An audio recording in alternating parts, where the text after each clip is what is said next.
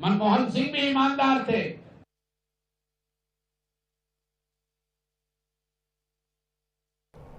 आगे बढ़ते हैं। किसी भी संगठन के लिए उसका कार्यालय सिर्फ ईंट पत्थर की इमारत नहीं होता, वो होता है विचारों का केंद्र, रणनीतियों का जन्मस्थान और कार्यकर्ताओं के सपनों का ठिकाना। और आज दिल्ली बीजेपी को मिला है ऐसा ही एक नया ठिकाना। राजधानी के दीनदयाल उपाध्याय मार्ग पर सुबह विधिवत हवन पूजन से इसकी शुरुआत हुई। कन्या पूजन और भोग के साथ नई शुरुआत की गई।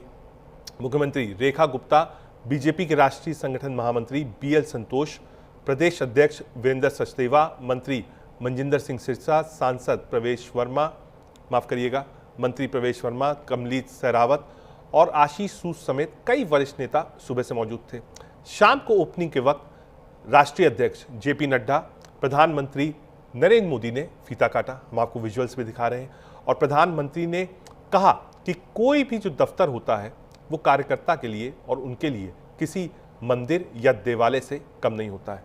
प्रधानमंत्री ने इस मौके पर बीजेपी के पुराने नेता, चाहे वो साहिब सिंह वर्मा हो, मदन लाल खुराना हो, सबको याद कहा।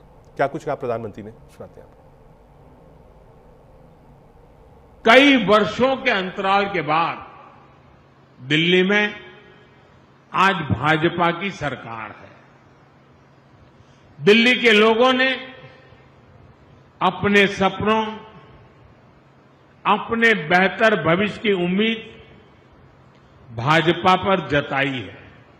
इसलिए नए प्रदेश कार्यालय में बैठने वाले प्रत्येक जनप्रतिनिधि का दायित्व बहुत बड़ा है।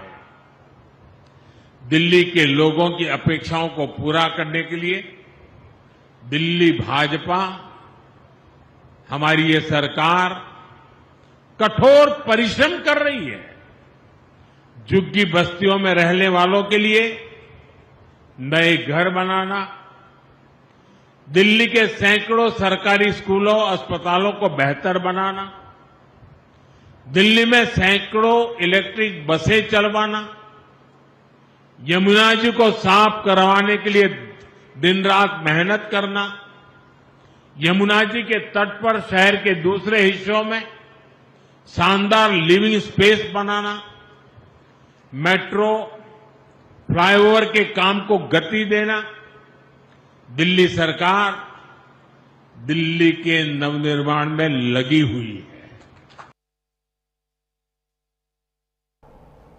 आगे बढ़ते हैं। राहुल गांधी को गोली मारने की धमकी, क्या विचारधारा अब हिंसा पर उतर आई है?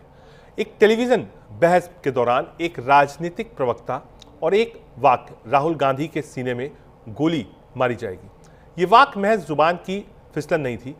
कांग्रेस कह रही है ये था एक सोची समझी धमकी और इसके पीछे है एक डर, एक साजिश और एक विचारधारा जो अब हार मान चुकी है।